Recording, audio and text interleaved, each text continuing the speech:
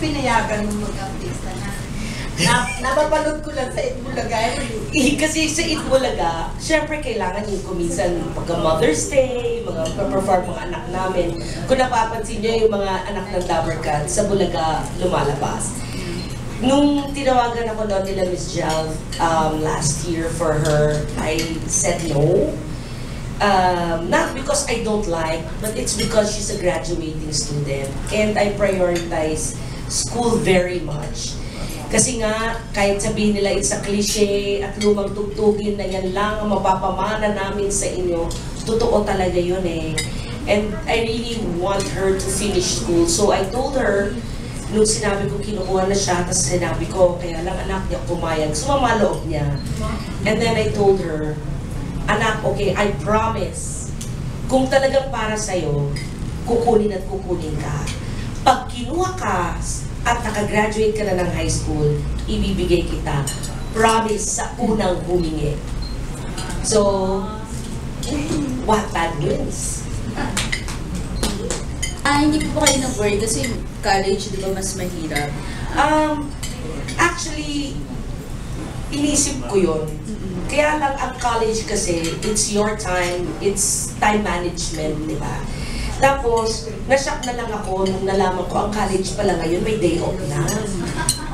Wednesday. Two days na lang yata ang pasukan or 3 days. Sabi ko, paano nangyari yan? Bakit kami noon 1 week?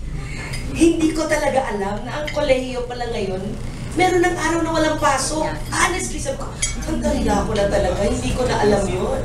So sabi ko, mas magagawa niya. Kasi nung nasa high school siya, she really loves to dance. So, she dances with G-Force. Nagpo-pole din siya.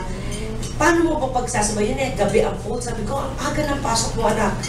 Tapos sabi mo, Mom, I really want it. Sabi ko, well, I will allow you to do your dancing and please make it as an inspiration to school for your studies, hindi obstruction. So, sa college, yun din ang deal ko sa kanya. Kung kukunin ka pa, make it as an inspiration, not an obstruction, not to do school. For Tony, this is your first acting, tama ba? Yes, acting po. project. So, kamusta yung first taping day? And First taping day. anong experience mo and how did you? Endless energy.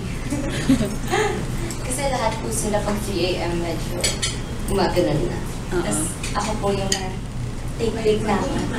Excited pa. Sobra. Take na ako. Mainit na ulo namin ni Carl. Ako lang yung, okay.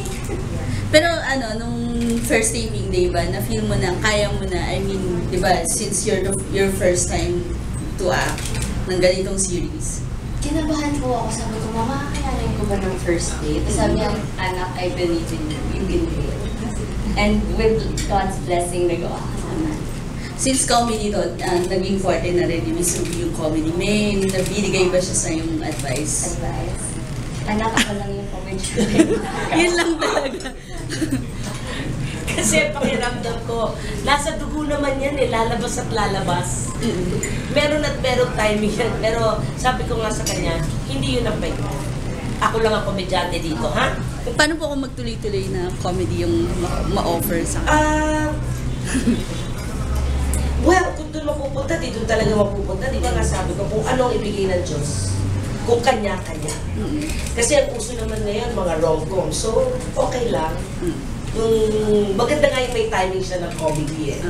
Kasi sa mga kabataan ngayon, hindi na ganon karami yung medyo on the drama side na sila. So, it's nice to see someone with a little timing, but with versatility, I hope.